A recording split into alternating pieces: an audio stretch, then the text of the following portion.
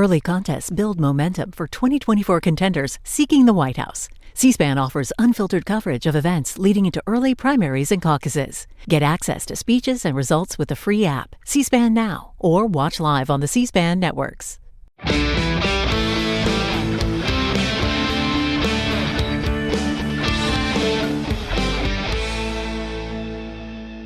Hey, everybody, this is Rob Benedict. And I almost forgot my line. This is Richard Spade Jr. It is. And this is Season 3, Episode 14, Long Distance Call, which is what we're doing with each other right now. I want to just go right now and leap into this conversation. You realize the title of this episode makes no sense to anybody under 35. That's right. I guess it makes no sense. They're like, long distance call? You mean phone call? Right. Like there is no... Right, yeah. It really ages There's no the difference. show. Everybody's area code is attached to their number permanently, and you just dial a number. It doesn't matter what state it's in. Youngsters, let Robbie and me walk you through great moments in history. Back in the 1900s. All the way through the 1990s. Yeah. We talked to ghosts on a regular basis. But we had to dial 1 first in the area code, then the number. So long distance was an actual thing, everybody. You paid for it. You could call locally. Say you lived in Los Angeles, California, and your area code is 213. You could call another 213 number. But if you had to dial a 323 number or an 818 number, and I'm not sure 323 existed back then, but an 818 number, you had to dial the 1 first, then the area code, then the number. Now, that wouldn't cost much money or anything because it's still considered local. But the second you wanted to call Vivian in Columbia, Missouri, you had to dial 1, her area code, her number, and then that would cost you money because that was now going state to state. Go ahead and give him the number, Rich. but hold on, it gets weirder. Oh boy, good, because we've got the time. This is the content people pay for. Okay, because it's free.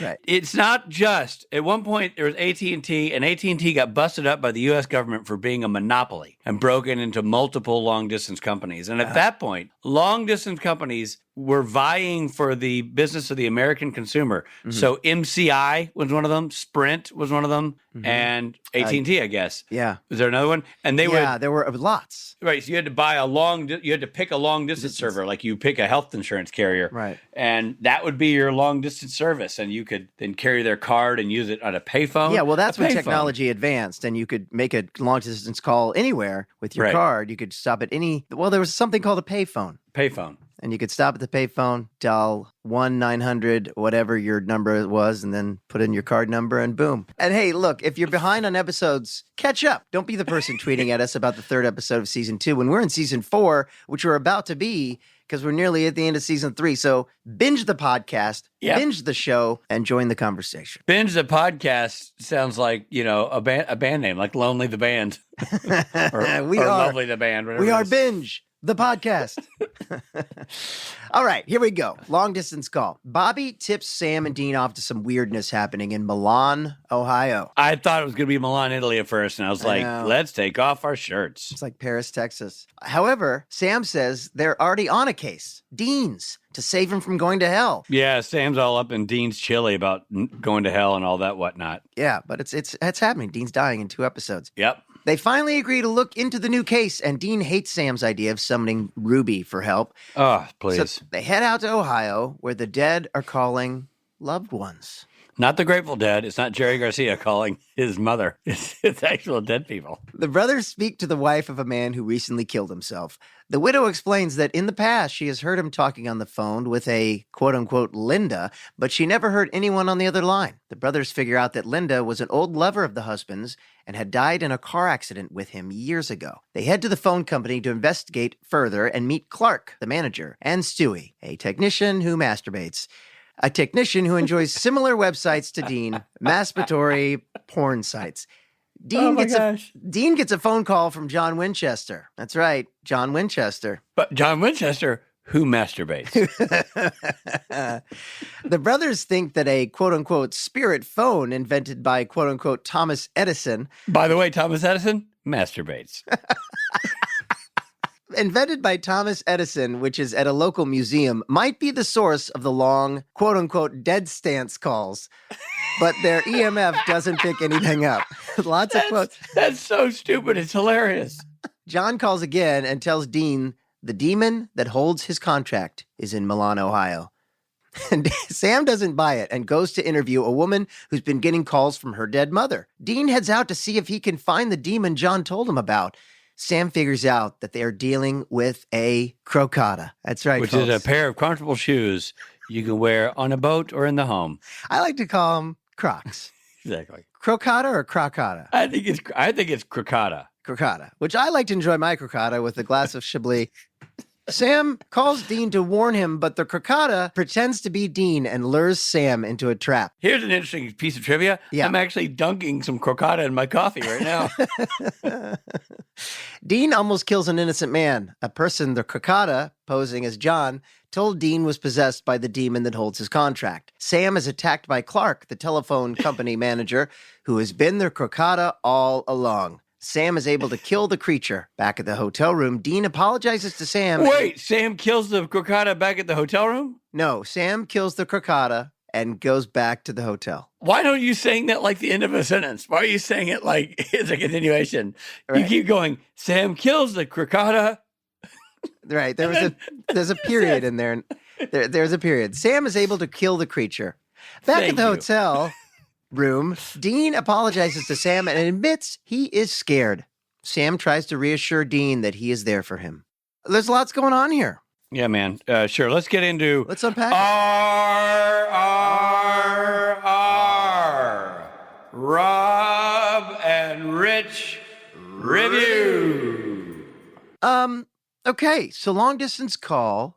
I thought it was super clever. I dug it. Yeah. I really dug it. I mean, again, I know the whole call conceit is dated, but I thought it was heartbreaking. I mean, especially the little girl that calls the dad. That was just heartbreaking. And man, it just it really hit me in the feels. I thought that was really well acted by that guest star. And I'm gonna say this episode, which is very clever and well written, was propelled by the acting. yeah, Everybody nailed that guest star, that young lady who I Same looked thing. up. She's worked a lot. She was amazing. oh man, that girl, that young lady was so good. Knocked it out. So of the park. good in that role. Yeah. And then the dad of the little girl who calls him was so good. Yeah.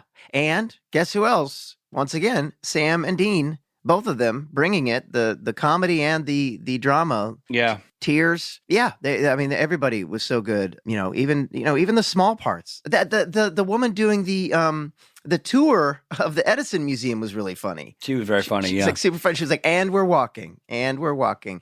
Yeah, I thought that was hilarious. And Jewel, the actor who played Stewie, I've worked with before, and he works a lot. Now he does. That guy works all the time, and he's so funny. So funny. And I can't remember what I've seen him in, but I've seen him in stuff. Well, he and I did a movie called The First 20 Million. It was a movie with lots of interesting people in it that did really poorly at the box office. But we became friends, and now he produces things too. Anyway. But he's in stuff all the time. I mean, yeah, most recently I've seen him in, he was in the movie, he's in the series Big Bang Theory? Never Have I Ever. Oh, no. And he was in Big Bang. I think he was in Big Bang. But yeah, he was in Never Have I Ever. That's a But series. has he ever? But you have to watch the show to find out. I'm not going to spoil it. Also, so who else was in the first 20 million? Because you've worked with some of the brightest stars in Hollywood. Oh, man. Who wasn't? Because you've worked with Ryan Reynolds, you've worked with Justin Long, you've worked with Justin Timberlake, you've worked with Stewie Long. So great acting, clever story. It propelled an actual voice of Jeffrey Dean. Yes. JDM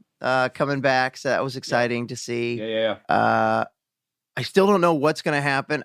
I had no idea that JDM came back into the voice. I assume the whole series is over in a couple episodes because Dean's going to die. And the whole episode's about to be over. I mean, the whole season's about to be over. The whole show is about to be over. So what do you give it? Give me a beard. I give this one a healthy season 11 Brad Cresser. It's a nice full beard. It's a Vancouver winter beard. Right. You can wear that still looks classy on set, but a little edgy. Like, yeah, I still got some stank on me. But I'm a married man and I'm not interested. No, thank you, ladies. So it's trimmed nicely, as if to say, "Come hither." But then his sort of icy cold, laser-like professionalism says, "Go thither." So I'm going to go with season 11 Brad Cresser.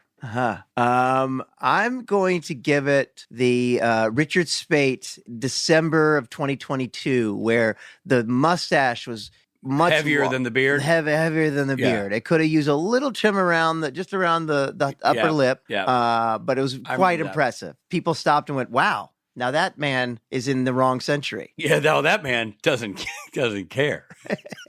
No longer tries. That man's wife never looks at him anymore. Okay, good. So just for people who like to follow us at home, that's not a Loggins and a Stapleton. It's not perfection, right? But it's solid. Mm-hmm. It's good. Mm-hmm. It's worth watching, and definitely enjoyable based on all elements we've already discussed. Yeah, both of those beers are friends of ours. Yeah, exactly. Yeah, it was. It's really something. This show, it really is something. I got to tell you, not even kidding. Like it's continues to impress me because I thought at the beginning of the episode I was like, this is going to be one of those flyover episodes. But no, it had some meat to it. It did. And again, incredibly strong guest actor and actress performances. And I got to tell you, we got 2 episodes left in this season, so buckle up. Yeah, man, buckle up.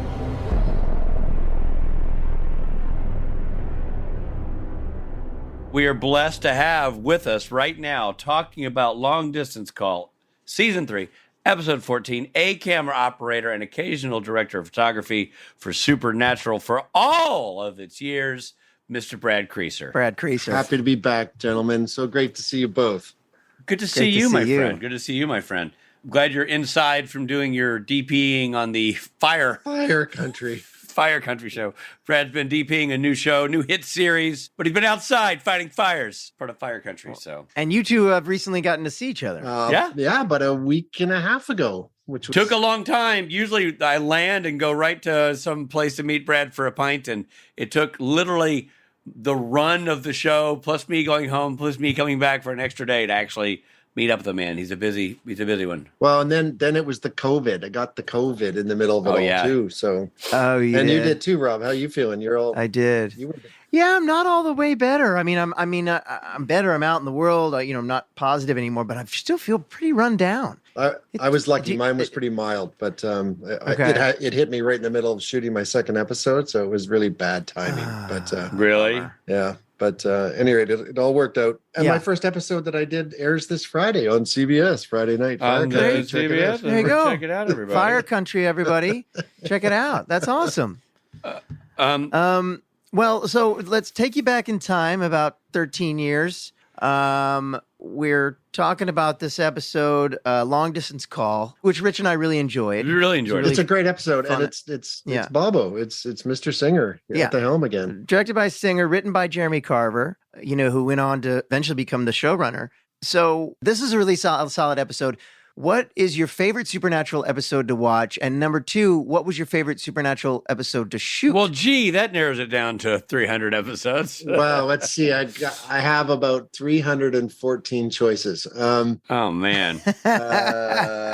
Wow. Or just think, what's one that comes to mind? Well, I mean, I have my favorites, which I think are fan favorites as well, which is like, Monster Movie, which is one of Bob's. Oh, Monster Movie, was a fun one. Good one. It's Changing Channels. Oh yeah, starring Richard Speight. That's a great one. I mean, for a lot of people, that's just. Well, I didn't mean that one. I mean?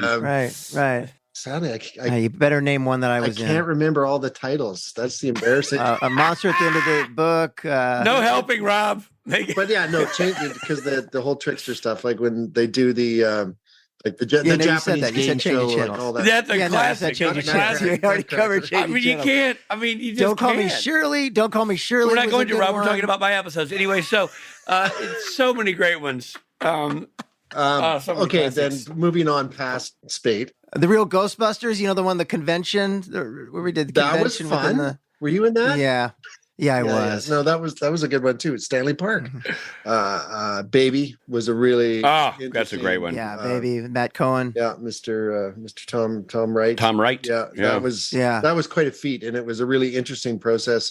Very different from anything we had done, just in terms of lots of small video cameras and mounts, and everything from inside the car. So that was pretty cool. But oh gosh, guys, there's so many great moments in so many episodes. Right. And finally, at number 1, Don't Call Me Shirley. We're not going to, Rob. We're talking about ultimate- my episodes. Anyway, so... All right, so we're talking about Long Distance Call. There's so many great performances in this episode. All the guest stars really nailed it. Are there moments on set where you're watching an actor for the first time, a guest star for the first time, and you go, wow, they really nailed it with this one? Is that like on set? Do you as a camera operator, are you like aware of that? Oh, absolutely. Like it'll stand out.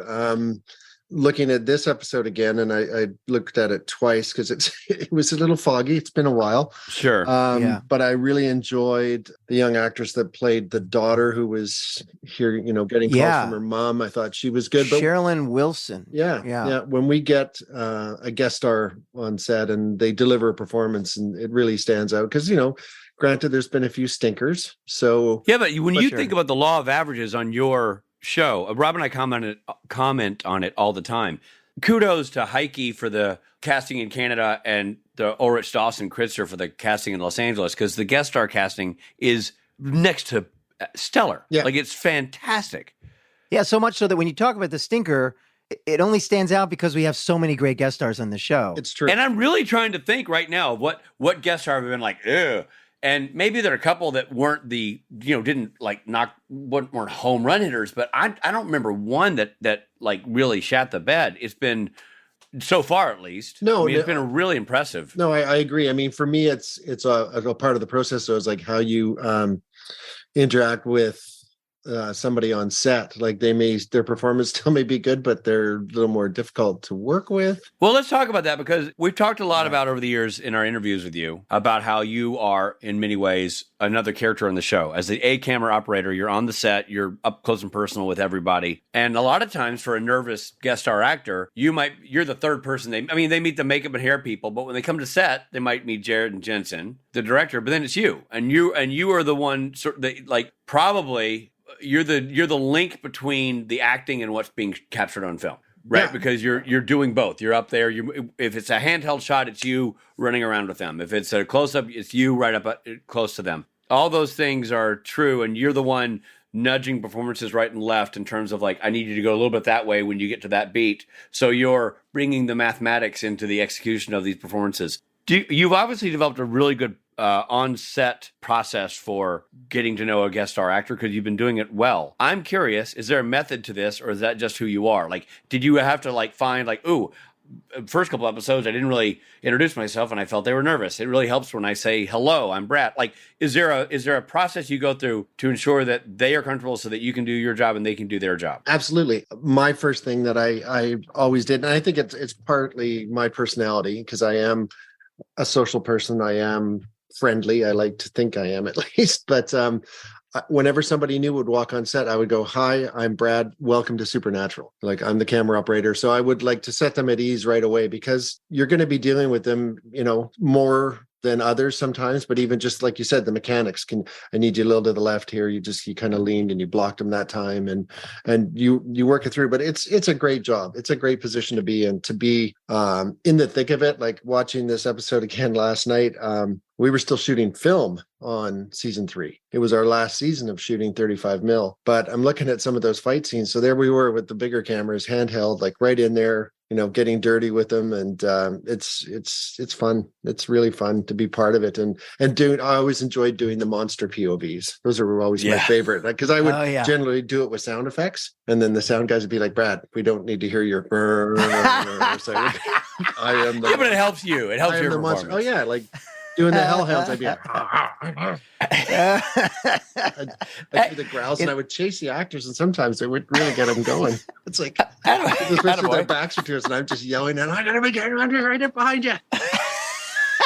Oh, man. It's fun. Here's a question for you. When you're talking about these handheld shots, and for those who haven't seen a camera operator do a handheld shot, it literally is they have 2 handles on the base, but it's basically the camera on their shoulder, and that's it. There's nothing else supporting the weight. A camera with a mag on it versus a digital camera, what's the weight difference? A lot. So the camera with a mag on it, which would be a film camera, is significantly heavier, yes? Yeah, no, they were definitely, they got more streamlined as the years went on, but yeah, they were heavy. I mean, and especially on Supernatural in particular, you're guaranteed one 14-hour day handheld doing the fight scene every episode. You could almost. So the film camera was significantly heavier than the digital digitals, camera? absolutely. Yeah.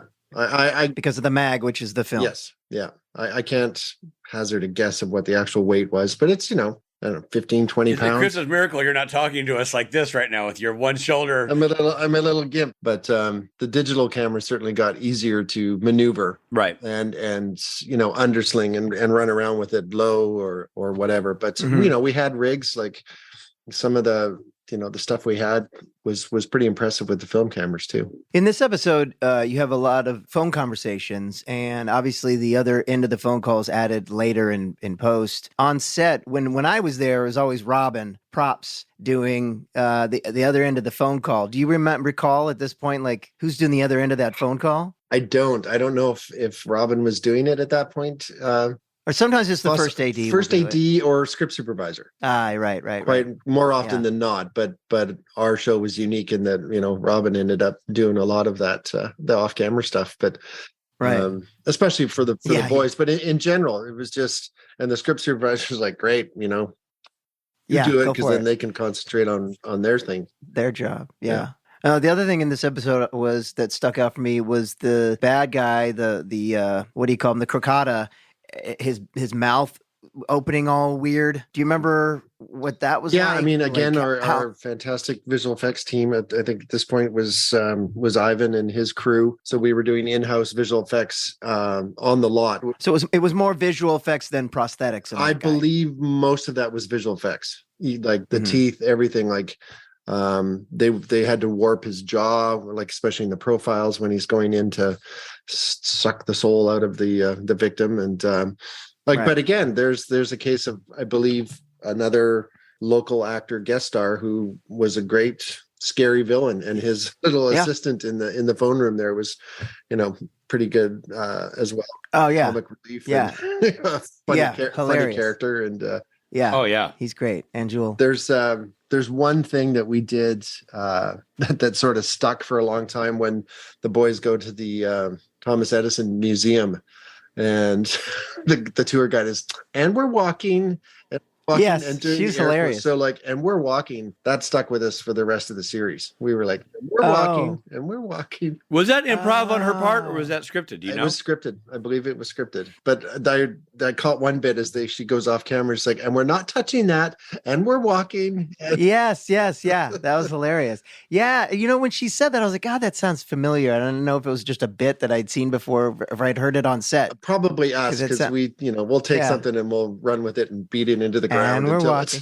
Yeah. So it's begging for. Oh, that's funny. But there was some cool stuff in this episode. One of my favorite shots in this episode was when the young boy answers his toy telephone. Oh my God, so creepy when that thing rings. And we did the classic Spielberg dolly zoom in behind him, so the whole background is changing. So we're on a longer lens, on a zoom lens for folks at home, and I'm zooming out as Dave is pushing the dolly towards the kid, so you see the change in the background go from very compressed to wide, but the image of the kid stays the same, but it gives you this really unsettling effect. And I thought it was a very effective use of it here. It's done a lot, sometimes not done well or overdone, but I thought it was well executed in this case. And that's Dave Riopel you're talking about. That was my buddy Dave, Dolly Grip. Dolly Grip extraordinaire of the entire 15 seasons. It's an interesting, that position's an interesting one, I think, because I always thought of the Dolly Grip as part of the camera crew. Absolutely. But then their department, they fall under the grip department. Right.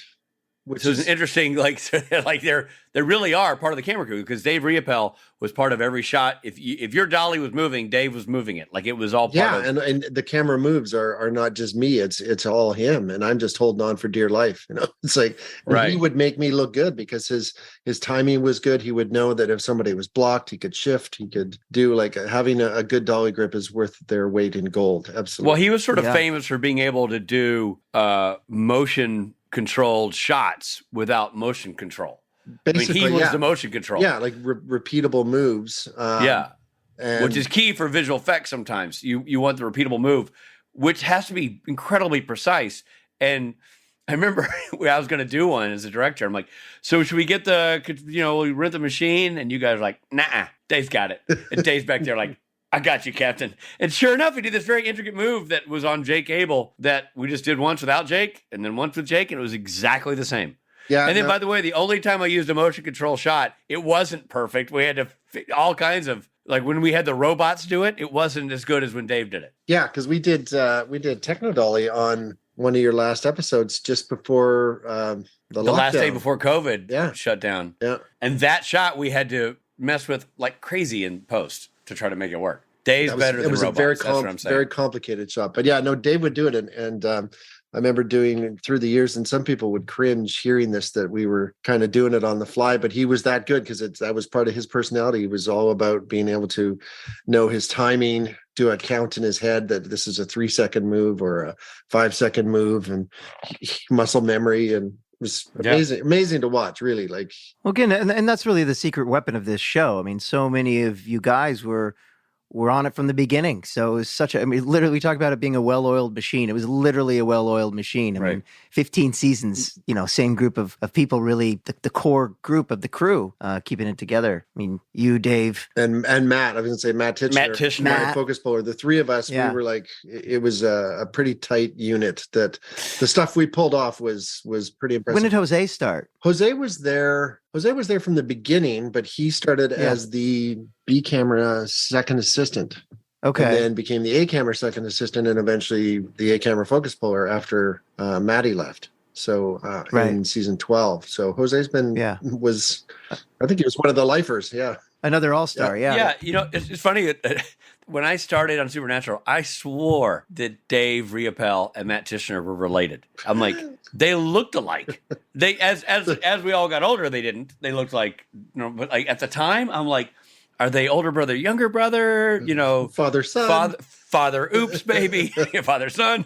You're like, what is this? Because there's a lot of like families who are in the business, and I thought, and I only knew them as Dolly, Dave, and Matt. I didn't know their anybody's last name. Right. So I'm like, well, I know that man's first name is Dolly, and that man's first name is Matt. Maybe his last name is Dave too. The Daves.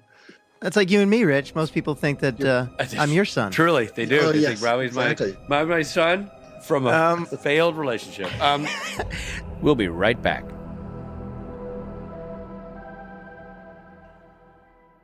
Hey, this is Richard Spate. You know what? It's 2024. It's a brand new year, and I bet you made some New Year's resolutions, and I bet one of them was to eat healthier. Well, you can get cranking on that resolution right now, my friend, with Factor.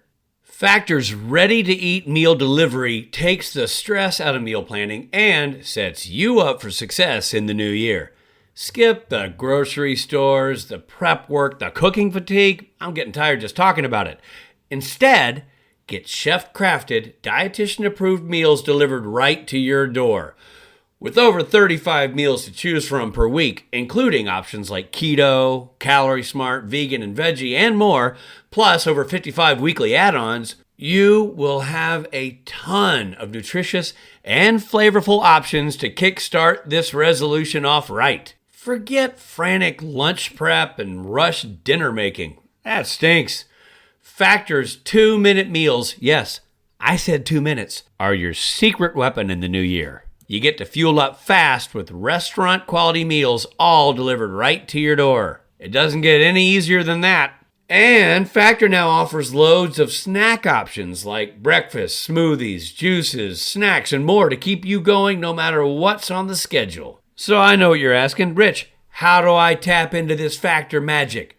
You head to factormeals.com/SPNTAN50 and use code SPNTAN50 to get 50% off. That's a lot off. That's code SPNTAN50 at factormeals.com/SPNTAN50 for 50% off. Make that resolution happen now and make it happen at a discount. Fantastic food that's healthy and delicious and delivered right to my door.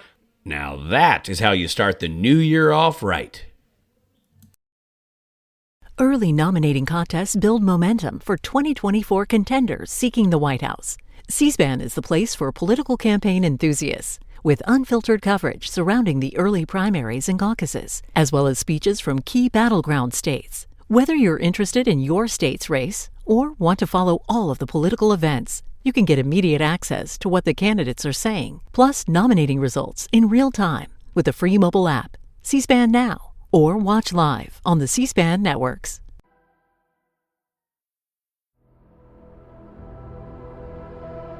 Thanks for supporting Supernatural then and now. And now, back to the show.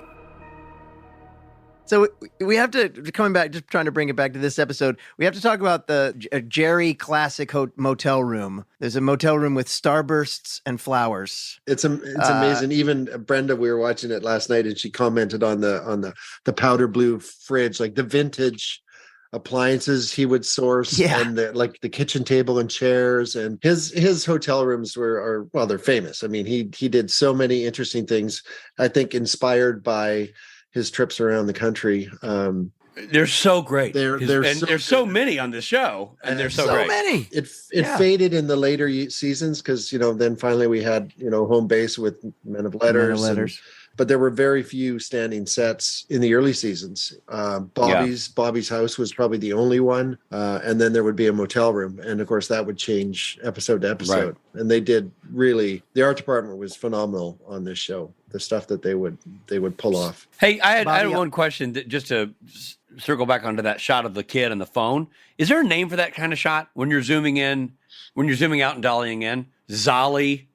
Doom. I don't think it has a name. Anything? The Spielberg. It was first done in Jaws. Yeah. With Roy Schneider sitting on the beach when the first attack happens. Seeing the shark. That's the first time that shot was ever done? Yes. As far as I know. That's the history. Wow. Yeah. And so it's been, replicated hundreds of thousands of times ever since. And I've been on many shows that we've done it. And as an operator, it's really tricky because some camera guys will have the assistant do the zoom, and of course then you have the dolly, but I always like to do the zoom because I could finesse it. I could feel the motion of the dolly, and I would have Dave count me down. It's like he would give me a 3, 2, 1 just before we stopped, so I would know to try and time my zoom the same way. But tough on the focus puller too, man. Oh yeah, no, it's very tricky because it's critical, and then it gets easier as you go in. The wider you get, the focus gets more generous. But yeah, I believe it was Jaws was the first time it had been attempted. Who knew that Spielberg broke ground in cinema? That's interesting. It's crazy, right? You never think of him being like a legend, but go figure.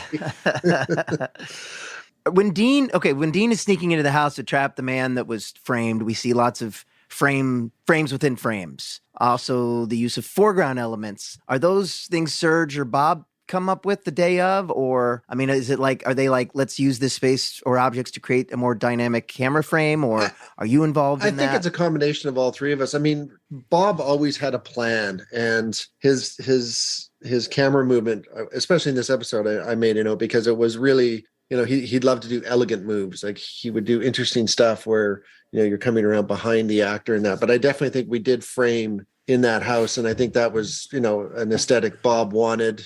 Serge is on board, and I'm trying to find it that, we were, corners and walls and staircases. And it did have sort of that frame within the frame, which is one of my favorite, approaches. Yeah. That's kind of cool. And a man who had been framed. Yeah, exactly. See what they're doing there, Rich? I never put it together. You're like the Spielberg of this podcast, Rob. I am. A lot of people are saying that. A lot of people are saying. Not everyone's saying. And going back to like the acting, like Jared and Jensen, like it was fun to watch them. I mean, they're so much younger now. Yeah. But the performances were solid. You could see solid. It's amazing that early on, it kind of really seemed, the characters were well at hand with both of them. And the actors clearly had a bond, and I think and that shows as well. I mean, those guys, the fact that they lived together for a lot of these early seasons, they were sharing a place at one point. Yeah. When I was there, like amazing. Season 4 or 5. I think it was 4 or 5 that Jared had the house down on Marine Drive, and yeah. They were roomies. I love it. Yeah. I mean, some shows actors don't even speak. It's a recipe for disaster in most shows. Just so we're clear. It's a miracle that didn't end it right there. Yeah. It's true. Hey, do you have a preference, man? Like, having done all the shooting you've done, Do you have a preference, stage versus location? I'm not saying out in the rain in the forest, but I mean, like, if you can be in a creepy house or in a built creepy house, which do you prefer? Probably a built one. Because you have more space and more, and you have more control. It's all about controlling. You can move walls. Yeah. You can design shots based on the set ahead of time. That's like, yeah, we're going to need to pull this wall for this thing, and lighting, of course, gives you more control of where you can hide stuff. And I mean, in the early seasons, the abandoned houses and stuff that Jerry built were phenomenal. The textures they built into these sets with the walls, like crumbling lath and plaster or wallpapers, and they would leave gaps so Serge could light, have downlights on these walls, even though it's supposed to be, it's movie dark, but you would have so much texture. It's something that really struck me when I joined the show is how the art department and Jerry and Serge got together and would create such interesting textures in these environments that they would build, and even on location. Like Serge would use dinglage, which is, a leafy branch in front of a light to cast a shadow somewhere, just creating more life than rather just a flatly lit building or house. What do you call that? Dinglage? Dinglage, yes. Peter Dinglage. Why? No. I don't know. We need a little dingle in front of that lamp. So you get a little branch and you put it in, so you break up, make some shadows. Is that an industry standard word, or is that just a supernatural word? If you were to go on set and say to the DP and say, I think you need some dinglage on that light. You'd be like, who are you? Who are you to tell me? Well, that's the thing. It's like, I've heard you guys use that term, and it definitely sounds like a cancelable request. But I know it's got some sort of history. Another term, I guess, it's got a cinema history, I'm sure. Well, it's probably what you said. It's a little dingle, and then you say dinglage. Yeah. It's just grown. I mean, for me, it's second language, but obviously people are like, what? What did he just say? Yeah. What are they talking about?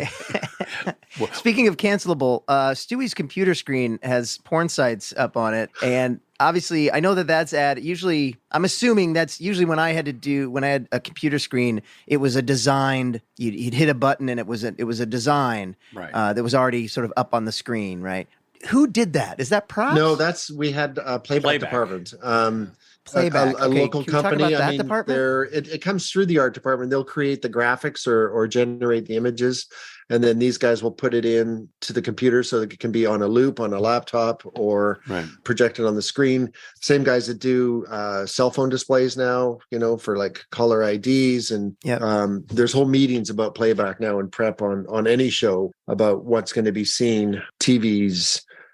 In bar screens, any screen, and it's all preconceived, put together, and then sent out. And it has to be material that's copywritten, either created on your own, or you have a. Yeah, everything's got to be cleared because it's got to be cleared. They went through a lot with, especially like the Asian beauties, because that came up a lot with Dean's character. Really? You'd have that on the laptop all the time. You'd get caught with it. Oh, so that is a recurring. So it's a recurring common thread through the whole series. We just learned that if you click on that, it goes to Warner Brothers website. Does it really? Yeah, if you go to bustyasianbeauties.com, it actually sends you to Warner Brothers. That's hilarious. Were you considered an expert and advisor when it came to creating porn sites?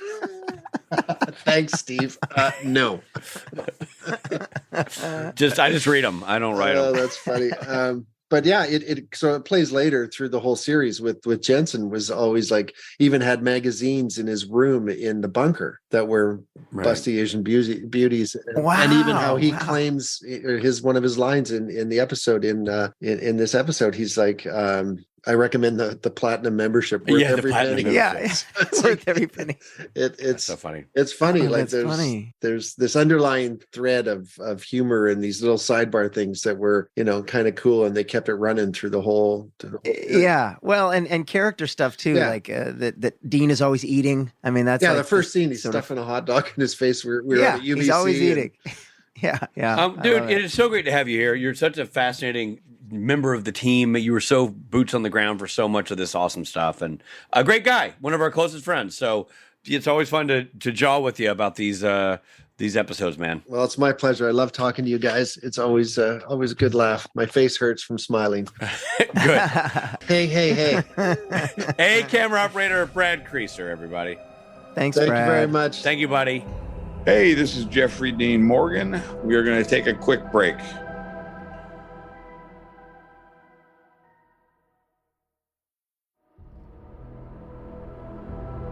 Hey, it's Jeffrey Dean Morgan again. Welcome back to the podcast.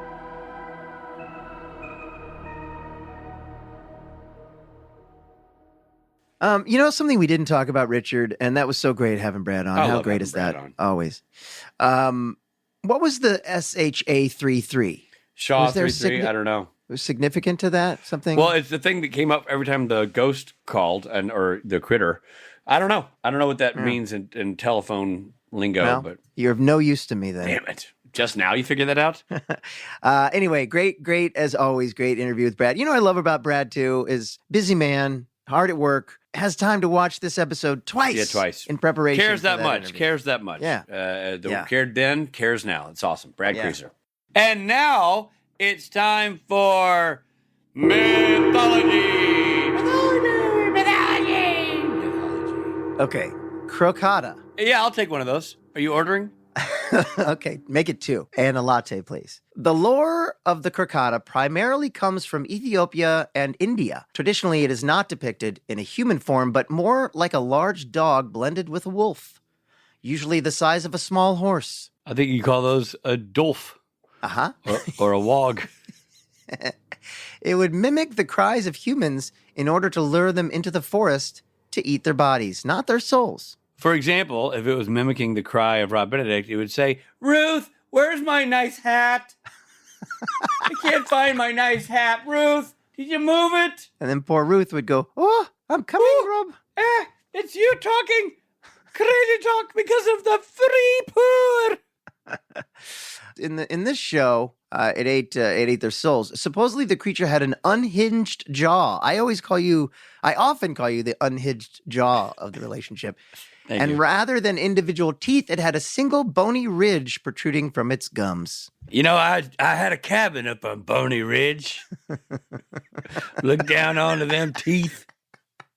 There's God's country out there. God's country.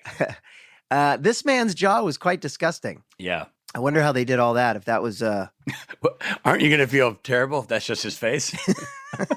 yeah. So that was a pretty disgusting mouth. The way that played itself out. Mm-hmm. Mm-hmm. Are Good you episode, though. Crazy crap. You ready to have some fun? Fun fact, fun fact, fun. The episode shares a title with a number of items that were big influences on Mr. Eric Kripke, the show's creator. A Muddy Waters song. Kripke is a big fan of the blues music. Huh. A Twilight Zone episode, which happens to share an episode number with this episode, old number 58. Wait, now what was it in a Twilight Zone episode that was like this? It was also had the same title, Long Distance Call. Oh, got it. Oh, the title. Yeah. And there's also a Muddy Waters song called Long Distance Call? Yeah. Wow, this is fun facts for me. Long Distance Call. Oh, Can't right. get you on the horn. A short story by Richard Matheson. Richard Matheson wrote the short story that Eric Kripke's college short film Truly Committed was adapted from. Huh. Or as they would say in England, Richard Matheson wrote the short story from which Eric Kripke adapted his short film Truly Committed. Huh. The film won the Best Short Award at the Slam Dance Film Festival in 1998. Wow. Richard Matheson was also a writer for The Twilight Zone. Head exploding. That's an Yeah, interesting man. tidbit. That's amazing. Yep. That's some good fun facts right there, man. Those are good for they're actual fun and they're factual. So there you go. I got another one. Sam Do it. Medine used the aliases Raimi and Campbell. And this is a reference, of course, to Sam Raimi and Bruce Campbell, two big influences on Eric Kripke. At one point, he wanted Bruce Campbell to play John Winchester. At another point, he wanted to play Bruce Campbell. And a judge. I'm glad. I love Bruce Campbell. I'm glad Jeffrey Dean Morgan played the role. Yeah, for sure. It would have been way different. And people may not know this, but Bruce Campbell is an actor who was... Oh my God, they know this. Right. Everybody knows Bruce Campbell, right? Right, but he was kind of the muse for Sam Raimi in the early Sam Raimi movies. So good in Army of Darkness. I mean, he's so clever. He's so good. Bruce Campbell, man. Which one is the one that has Bruce Campbell doing the fight with his hand that is possessed? It's his own hand. Evil Dead 2. Check it out. And you know what? Here's one that Rich is going to love. If you go to www.bustyasianbeauties.com, it takes you to the Warner Brothers website. Now, see, I didn't know that. This is good information to have. However, Rob already knew that. Discovered it years ago. That's weird. Kind of crazy. Warner Brothers bought that. You know what I'm not buying? This. What that I don't know? Little innocent act. I thought it was funny when Dean was like, get the VIP, whatever. It's worth every penny. Yeah. That line. Was funny. Funny stuff. The Latin prayer that Dean tries to use on Clark is a real exorcism prayer from the Catholic Church. The prayer of Saint Benedict of Nursia. Benedict, who was the patron saint of bad toupees. Wow. I had no idea. What Also the patron saint of the merkin. None of these are true, except that prayer was actual exorcism. Wow. Crazy. Yeah, man. Insane. And are there other St. Benedicts from other places? You know, like, is there a St. Benedict of Los Angeles? Well, Columbia, Missouri. You guys are from Columbia. Yeah. In fact, I believe your mom resides at the following address. And her name is Saint. Indeed. So what a fun one. What a great one. Really good episode. Very clever. And a nice dust off to the old classic use of the telephone. Everybody's learned something here today. Everybody. That's right. And most of all, me. Sure. I think it's probably not you. I think it's probably people who didn't know that there was ever long distance. But sure. And you. Well, I mean, everything, though. Everything. The St. Benedict part, and that this was the name of a Muddy Water song. And that issue you have with your crocata is healable. Exactly. Little salve on that twice a day for 2 weeks, and you'll be right as rain. That's right. Man, I can't wait. This season's nearly over, and I'm super excited about the next 2 episodes.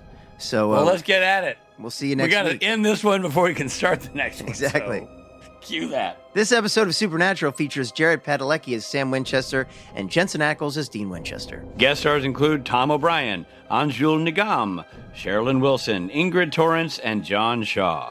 Long Distance Call was written by Jeremy Carver and directed by Robert Singer. Editing by Nicole Bayer. Music by Jay Greska. Nicole Bayer, by the way, edited the first episode of Supernatural I ever directed. That's right. Just my imagination. So there you go. Executive produced by Eric Kripke and Robert Singer. This episode originally aired on May 1st, 2008. May Day. This episode of Supernatural Then and Now was hosted and executive produced by Richard Speight Jr. and Rob Benedict. Produced by Stephen Hine, written by Stephen Hine and Haida Hulsher. And edited and associate produced by Trey Booty. What's up, Booty? Music provided by Tim Wynn. This episode was recorded with the help of Sonic Fuel Studios. This podcast is from Story Mill Media. Follow the podcast on Instagram and Twitter, pretty please, at SPN Then and Now. And become a member of the podcast at patreon.com/SPN Then and Now.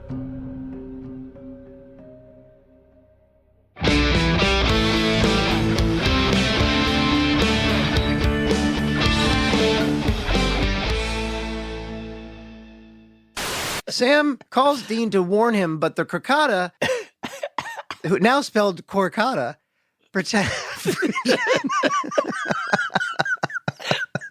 Changes spelling in the middle of the sentence. Middle of the episode, the crocata becomes the corcata. You just sound like you just called me room. Back at the hotel. Room. So I got to tell you something right now. People need to know this because I think honesty is important. Rob woke up about 30 seconds ago. And just so you know, we're doing this podcast. As Steve and I were on this podcast, we were sitting here for a good 20 minutes to the point where our jokes to Rob in text form became actual questions of concern. Yeah. Like, are you good? Yeah. I hit up Ruth. Yeah. I reached out to Ruth, who, by the way, has seen Rob's crocata. We actually have a crocata court in the front yard. It's a fun game. And I texted Ruth, hey, is Rob okay? And then got back a couple of explanation points. I made her all worried. Yeah, she should be. So the point is, Rob is he's just getting his sea legs.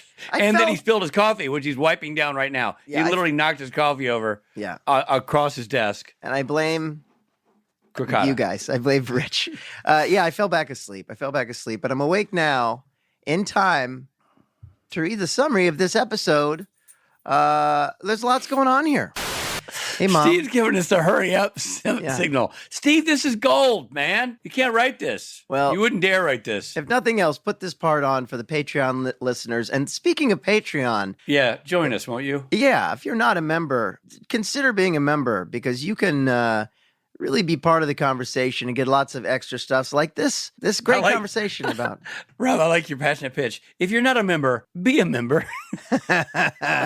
Consider. The lore of the crocata primarily comes from the Ethiopia. I don't know why I put the in. It shouldn't have been. Yeah, that's not English. That's not grammatically correct. But I wonder how much of that was actual makeup and prosthetic, or was it just all digital? Well, Brad answered those questions in the interview. Weren't you listening? Right. That's right. Because we filmed this after the interview. Clock in, Benedict. The Latin prayer Dean uses to try to use on... Whoop, say it again. I was just going to ask you if you've had another fun fact for me. Storymill Media. Early contests build momentum for 2024 contenders seeking the White House. C-SPAN offers unfiltered coverage of events leading into early primaries and caucuses. Get access to speeches and results with the free app, C-SPAN Now, or watch live on the C-SPAN networks.